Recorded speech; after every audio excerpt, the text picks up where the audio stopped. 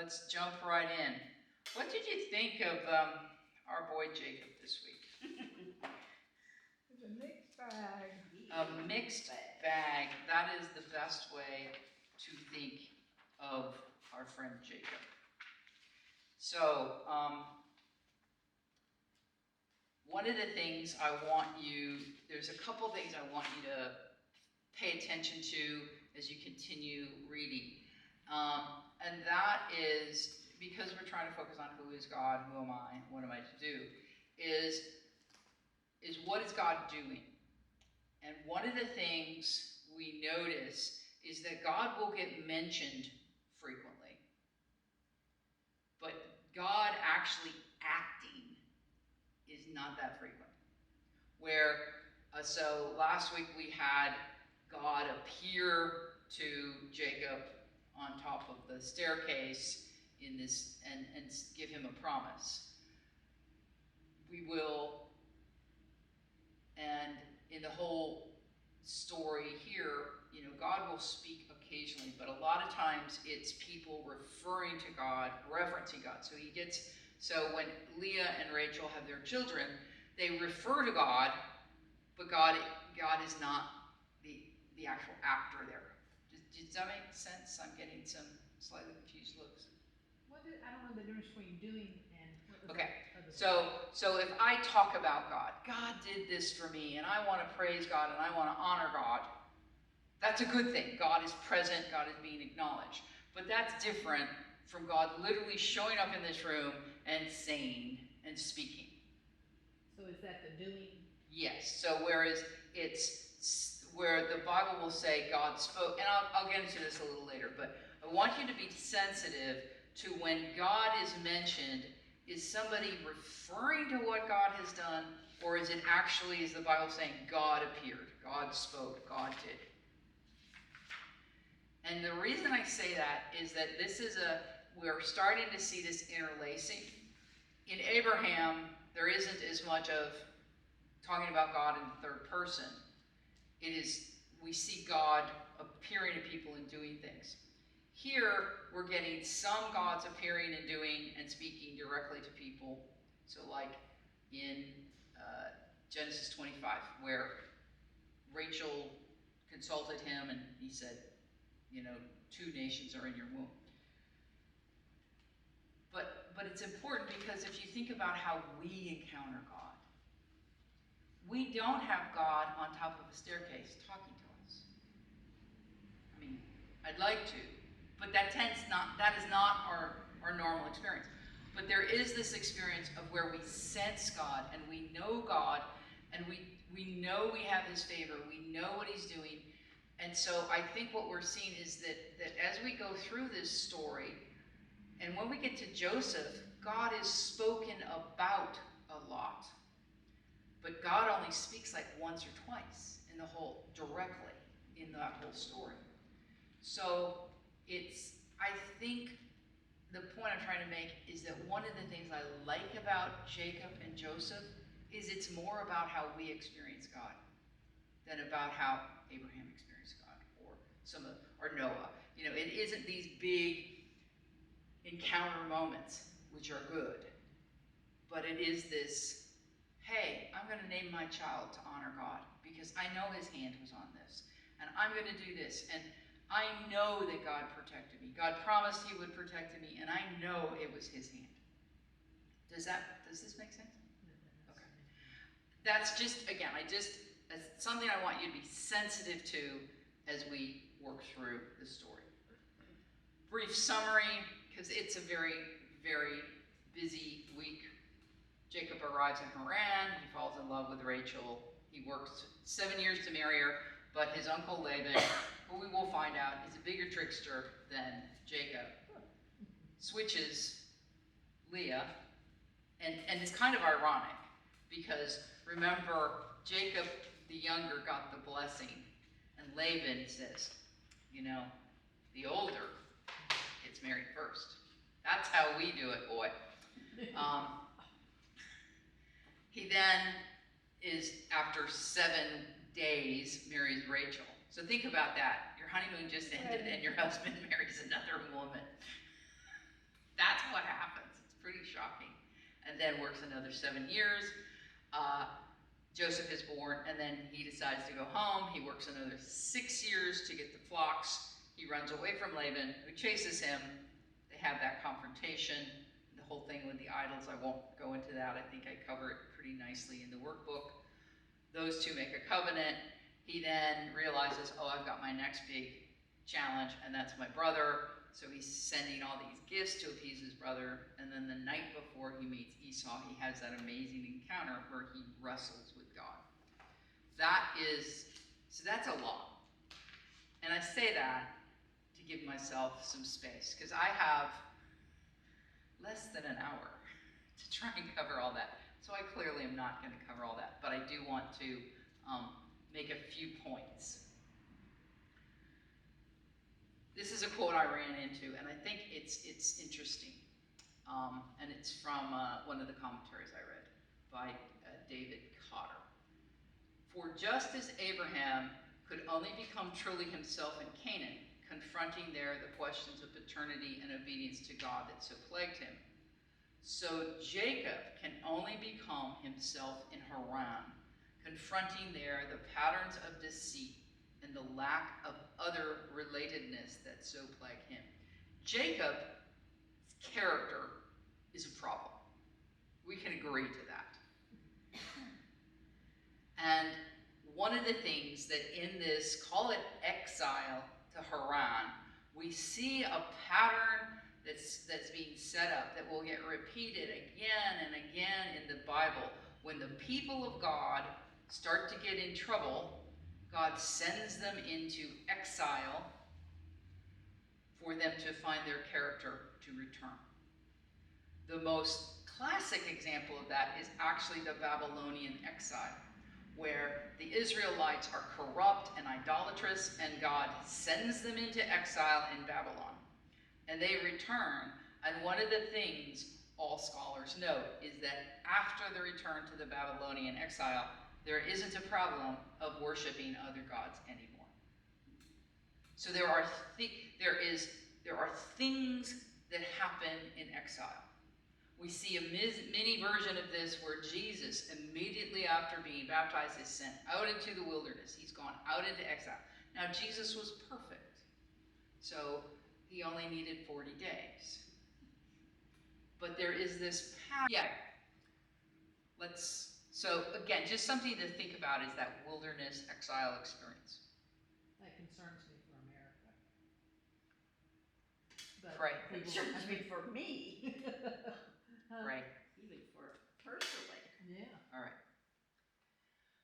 But what I want us to think about is this idea of the promise. And one of the things, and I mentioned this before, is, and I don't have the verse up here, is that Genesis 12, 1 through 3, is that promise that God gives to Abraham about, I will bless you, go from your father's land to a country I will show you, I will bless you, I will bless those who bless you, and those who dishonor you I will curse, and I will make you a blessing to all the nations. That is programmatic for not just the rest of Genesis, not just the rest of the Old Testament, but effectively it's programmatic for the entire Bible. And ultimately what we see is in Jesus the fulfillment of that, but more importantly, from us, the spiritual offspring of Abraham, we are to bless the world, the nations. We are to bring nations back into restoration with the Father. That's the job of the church. So that verse really sits, that passage. So, I talk about this, is that there are these three promises of God that comes to Abraham, to Jacob, and again to Jacob. And they become a lens through which it is useful to read the story that unfolds. Then the next one that again becomes a lens that we want, and I spoke about this last week, that we want to use in reading the story of Jacob, is Genesis 23, where Rachel goes and consults God, and God says, and the Lord said to her, 2 nations are in your womb, 2 peoples from within you shall be divided, one shall be stronger than the other, the older shall serve the younger. That becomes a lens through which we want to read the Jacob story, but also, again, the story of the people of Israel moving forward. So these passages, but notice they're both promises of God. The promise of God to Abraham, now it's the promise of God effectively to Rachel and Rebecca and Isaac, and then moving forward on Jacob. And then now we have this promise, and this is the promise that we spoke about at the end of last week, when there's that amazing scene where Jacob sees the angels going up and down, and God's at the top of it. And so here it is. And behold, the Lord stood above it and said, I am the Lord, the God of Abraham your father, and the God of Isaac. The land on which you lie I will give to you and your offspring. Your offspring shall be like the dust of the earth, and you shall spread abroad to the west and to the east and to the north and the south. And in you and your offspring shall all the families of the earth be blessed. That's a repeat of what was given to Abraham. So God is repeating that promise. But here we go. Here's the new part.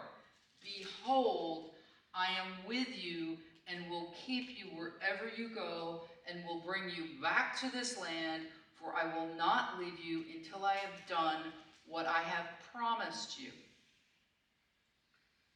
That becomes the lens through which we want to read Genesis 29, 28, or 29, 30, 31, until he comes back.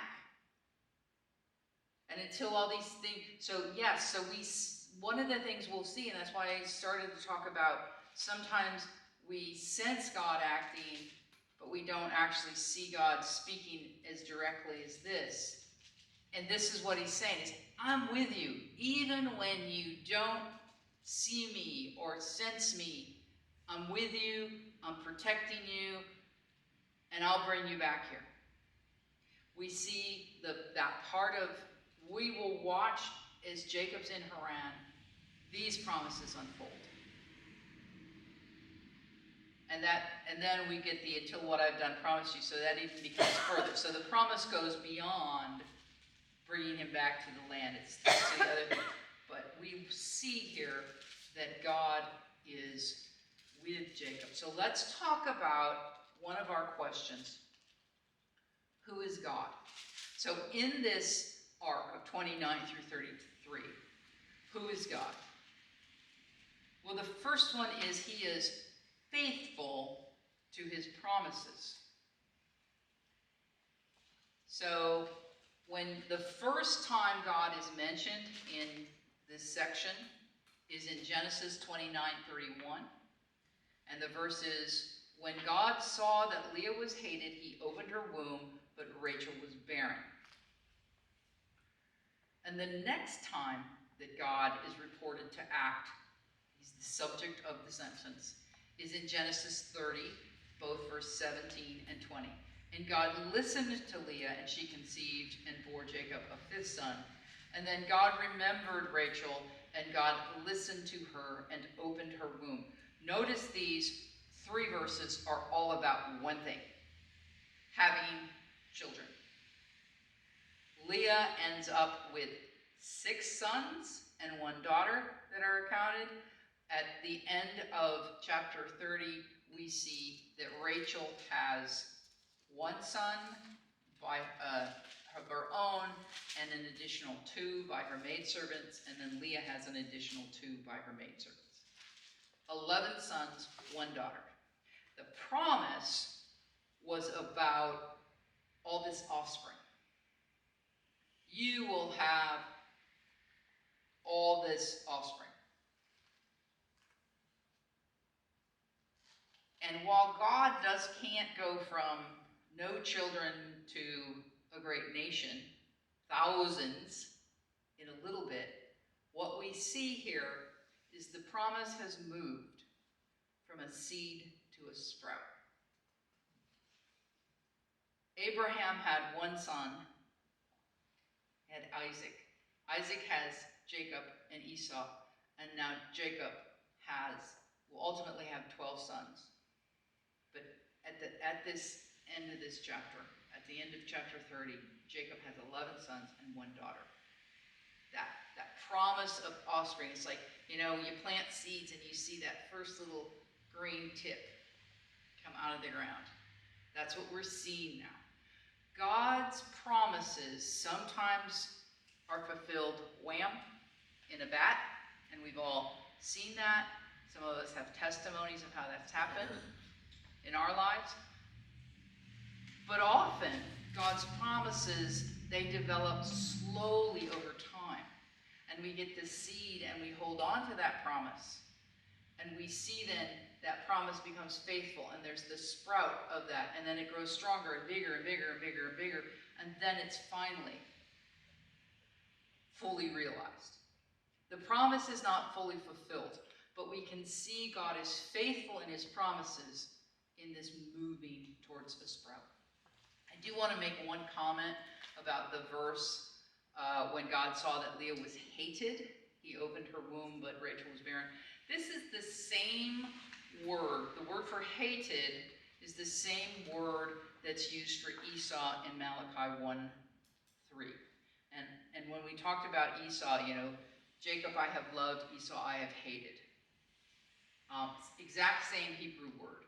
So in all likelihood, the better way, it's not that Leah was hated. Leah was disregarded, dishonored. She was not, while she was actually the first wife, Jacob didn't treat her as well as he treated Rachel. Imagine that, Rachel got all the flowers on the anniversary and Jacob forgot his anniversary with Leah, which would be hard to forget, but he did. That sort of, she was disregarded, moved into a position that she had done little to deserve.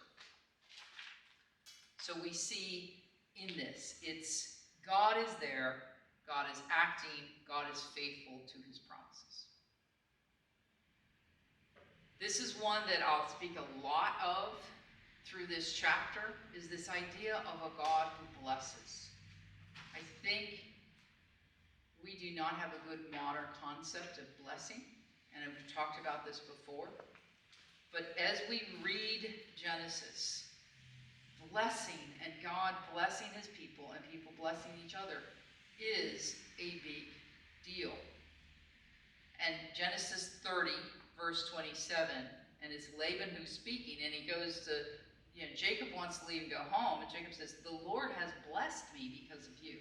So even Laban, who is the master manipulator and a pagan, he can recognize God's favor on Jacob, and he realizes that he benefits from being in relationship with Jacob.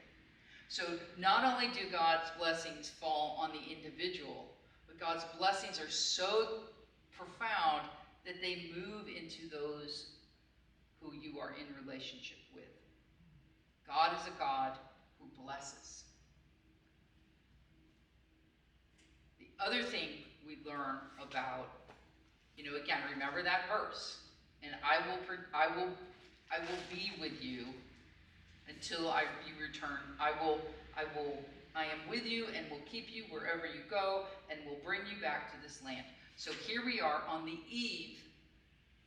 Jacob is on his way in chapter 31, coming back. He's escaping from Laban. Laban does the manhunt after him, and he probably doesn't come alone. Once again, Jacob with his sheep and 4 wives and 12 kids, and Laban with his armed men. And we get, God came to Laban the Aramean in a dream by night and said to him, be careful not to say anything to Jacob, either good or bad. Now that probably doesn't mean don't speak to him. It means don't curse him, don't threaten him, don't, just watch yourself. And then we see that Laban overtook him. And And Laban acknowledges, the only reason you are safe. It is in my power to do you harm. And I intended to do you harm. But the God of your father spoke to me last night, saying, be careful, not to say anything either good or bad. God moves to protect Jacob from Laban. So he's living up to his promises. He's faithful to his promises. But he protects. God is a God who protects. He's fascinated by the vulnerable. He protects. We serve a God who does protect us. I think sometimes, there are reasons why bad things happen, and it feels like God isn't protecting us. And I don't really have time to go into that. But I think if you look, you see more often than not, God protects. So those are some of the things that when we think of who God is. Now that's not everything. I'm sure that you're thinking, well, will you talk about this? And what about this? There's a few that kind of left on the table. Didn't want to destroy the discussion completely. Because we see there's a lot going on about who God is in these chapters. But I want to shift gears a little. And I want to talk about Rachel and Leah. Now we are first introduced to both of them. Laban had two daughters. The name of the older was Leah, the name of the younger Rachel. Leah's eyes were weak, but Rachel was beautiful in form and appearance. Jacob loved Rachel. I do not like this translation, that her eyes were weak. Where's that name? Yeah, so some people say, oh, well, it means that she was nearsighted and she was kind of squinty, and I'm like, no, here's the thing, because it's sitting in comparison, her eyes were weak, but Rachel was beautiful in form and appearance. So they're comparing those two. So let's look at the grammar. So it's like, why would you compare, well, Leah was nearsighted, but Rachel was beautiful? That doesn't really resonate. However, I think a better word, and it sits within the meaning of the Hebrew, is that her eyes were soft or tender.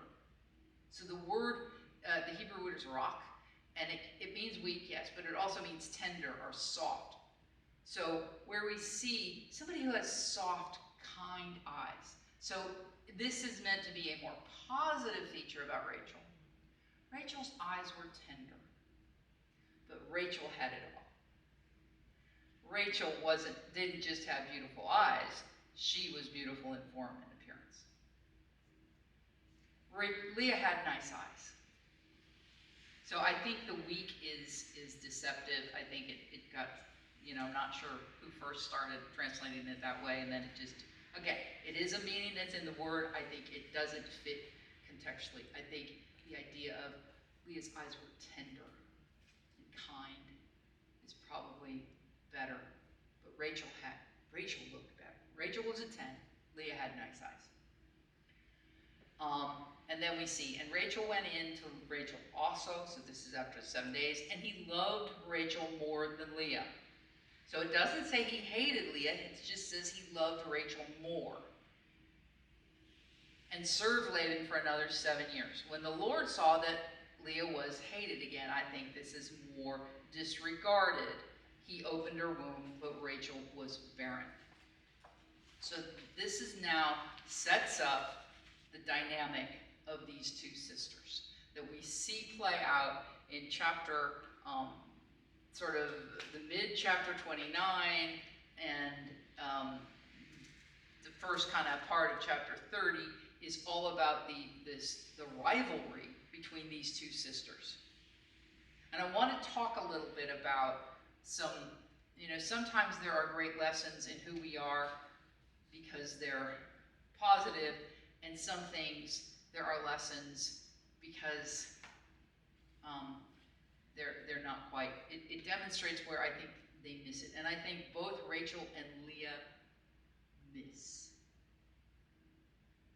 But that's okay, because I miss it a lot too. My sense of what my identity is. One of the things, if we think about Leah, She is working and performing effectively by having all these children. And you read in the text, basically it's like, and now my husband will love me. I've given him another son, and now he will love me, and now he will love me, and now, we don't perform to get love by having children anymore. But we are still, many of us, performing to be loved. We believe that love is conditional, and I have to do something to get you to love me. Rachel, on the other hand, was loved. The Bible is clear. Jacob loved Rachel. But that's not enough. She is tormented by her failure to perform. So we have someone who's performing to get love, and someone who's loved and tormented because they haven't performed. And neither one are at rest. And when we think about, God says about them, both of them are remembered. The reason God shows favoritism to Leah is because he recognizes that she doesn't have the life circumstances. Rachel is loved. Well, okay, I'm going to demonstrate to Leah that I love her. I'm going to open her womb. So my favor will be on her extra. And we see this around us. We see there are all these people who in their identity, they think that the love of God is obtained by performance. Surely if I just do this one more thing, God will love me. So many of us have a Leah mentality when we approach God. But there are also those of us who we say, God loves me. Or they are loved by God, but they don't fully appreciate that love because they only see what's missing. They only see what they haven't achieved, what they don't have. So they can't rest in God's love because they don't recognize it. They see, oh, God's love must come through these things, must come through this. That's the demonstration of God. They define God's love in so narrow a band that they don't recognize God's love. And they are also then, it's these people who are, again, they are Christians who believe they're constantly about, oh, I have to perform to keep it. I'm saved by grace, but I have to work to keep it. We know those Christians, right?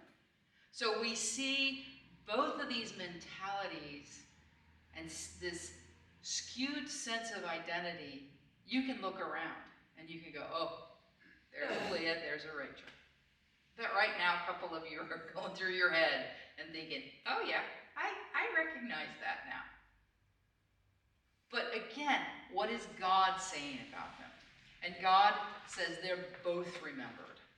He remembered them both. Remember that verse? He listened to Leah.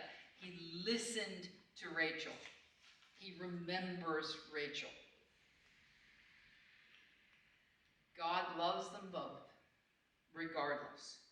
He moves on behalf of both of them. And what's interesting, and this is sort of a little tangent, that so Rachel gets 6 children, 6 sons, 7 children, 6 sons. Leah, sorry. Leah gets 6 sons and 1 daughter. She is blessed.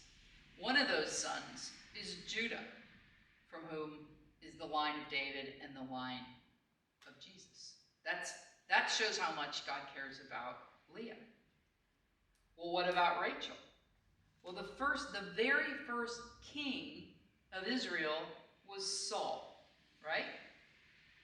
What tribe was Saul from? Does anybody remember? Benjamin. Whose son was Benjamin? Rachel. The northern kingdom.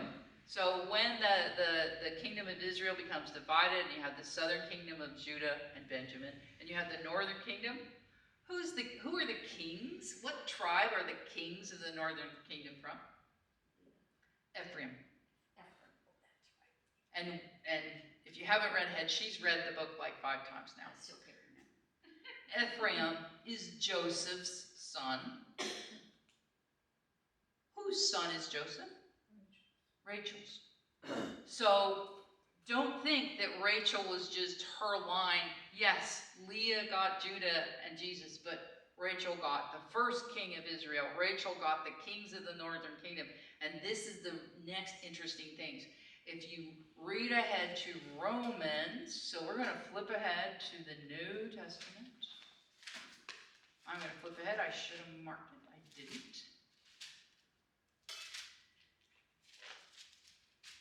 But I know it comes right after Acts. Romans 1:11. Who wrote Romans? It's not a trick question. Paul, thank you.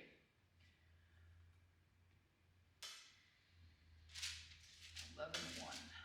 So in Romans, written by Paul, he writes, I ask then, has God rejected his people? By no means, for I myself am an Israelite, a descendant of Abraham, a member of the tribe of Benjamin. Oh my goodness. So Paul came from Rachel. So Paul came from Rachel. God valued them both, has an amazing destiny and purpose for them as matriarchs of the kingdom of Israel. And so we can't say that they viewed themselves through the wrong lens. God had a different view of them. All right, let's move on. So we're going to fast forward. I'm skipping the encounter with Laban. Like I said, I think I covered it enough. I can take some questions at the end. So in Genesis 32, 24 through 26, and Jacob was left alone. So this is, Jacob has sent his wives and his children and his flocks to the other side of the brook, and he is terrified. All he's been hearing is, he's been sending out gifts to appease Esau for the last 24 hours, and all he hears is Esau's riding, and he's coming with 400 men, and he's still coming with 400 men, and he's still coming with 400 men. 400 men versus Jacob with his 12.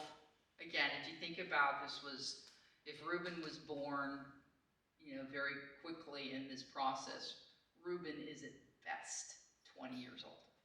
And Reuben's the oldest. And Joseph, who's the youngest, is 6. So, and a bunch of sheep and 4 wives. Jacob is, and by the way, the more I read about Jacob, the more I go, this is a man who does not like conflict. And so much of Jacob is just, I just hate conflict. You know those people, it's like, I just hate the conflict. Let's just, whatever we need to do, just no conflict. And here he is, pushed into a position where he cannot avoid the conflict. And he is alone. And it's like a reverse. When he went out, he was running from his brother. He was alone. And here he's coming back, and he's put in this position of being alone. And he has the most amazing encounter. And a man wrestled with him until the breaking of the day. And when the man saw that he did not prevail against Jacob, he touched his hip socket, and Jacob's hip was put out of joint as he wrestled with him. Then the man said, "Let me go, for the day has broken." But Jacob said, "I will not let you go until you bless me." Now we are about to find out 2 verses later that this is God. And we go, what do you mean? How could God not prevail against Jacob? Come on. Really? He's God. We know what God can do. Yes, he was wrestling, but the wrestling was a physical manifestation of a wrestling of the will. So even though I believe that this is a literal, physical, God showed up for some reason. It's like he's been wrestling with me for years, but now at this point in time, he has to make a choice. He has to move. And so I'm going to wrestle with him, but it's his will. His will needs to submit to God. And so finally at the end, God's saying, it's not happening. And most commentators say that this idea of the breaking of the day, that somehow, we read of if we were to see God in his full glory, we would die. Our frail flesh could not tolerate the full glory of God. And God's saying, the day's about to break. If I don't leave, he will die. So I'm leaving. So this is an act of grace on God, even though it's like I haven't convinced him. But what I am going to do, again, Jacob's the guy. If I encounter confrontation, what do? I run away. And so this story is important because he's not running. Jacob's not running from God. It's like, I can't submit to you, but I can't run. I'm not going to run. I'm holding in here. I will not. And Jacob figures out he is dealing with a supernatural being. Because he says, I will not let you go unless you bless me. God, I am struggling to come into submission to your will for my life and your desires for my life. But God, I can't do it without you, if I don't have your blessing. We'll see the same idea later, where Moses says, God, if you don't go with us, we're not going. I need your blessing. And I think in this world, there's a lot of people who are wrestling with God. And we're going, God, I can't let you go unless you bless me. And God's saying, fine, but you need to submit. It's not working the way you think it should work. Listen to me.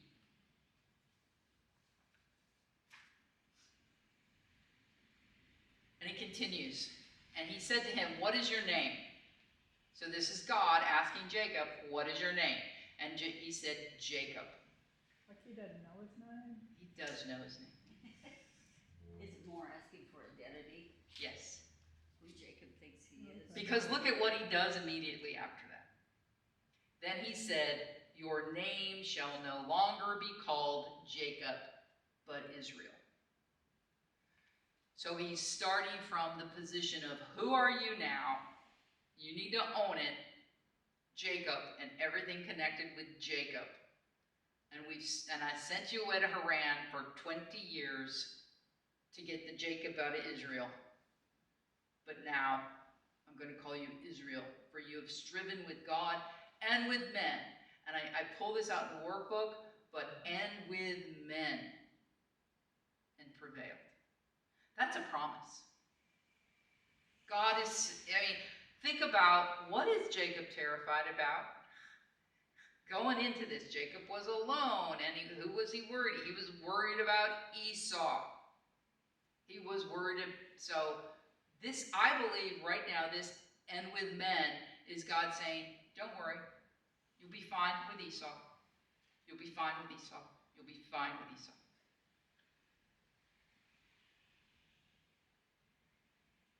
And there's a quote that I have in prayer. So again, remember that right before this, and I pull this out in the workbook, his prayer that happens.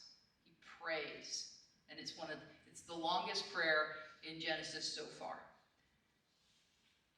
And I think when we look at that prayer that he prays, we get the answer of what's going on. And here's a quote. In prayer, he raises himself and his family up to God. His prayer is answered with a night-long wrestling match. Why? To finally test him or to make him recognize in himself what is already known to God. And that's from David Cotter. We wrestle with God in answer for our prayers, but because God needs us to realize something that's already there. Jacob was Israel from the moment of conception, but he had taken on the identity of Jacob. And one of the things you'll notice is Abram becomes Abraham, and then he's never Abram. He's always Abraham. In fact, to the point where sometimes you forget that he was ever Abram. Jacob, as we continue reading this, Jacob, Israel, Israel, Jacob, Jacob, Israel, Israel, Israel, Jacob, Jacob. It's confusing. It is. But I think Jacob is still on the journey of owning his identity. Abraham takes that promise and he says, this is who I am, and he moves with it. Jacob says, okay, this is who I am today. But that's good news. That's good news for us, because I tell you what, God has spoken my identity to me, and I kind of partially have taken on. Okay, mighty woman of God, I got that. Yep, that's good. But there's some scary things out there. Mighty woman of God. Okay. So that's what one of the things is we think about who we are. We are formed in the exile, formed in the periods of wilderness, because we have our identity is spoken over us from birth. But we need to remove the stuff that's clung to us in life. The names that our parents have assigned to us, the names that our siblings have assigned to us, we need to move past those into who God has said we are. And that is all I have for today.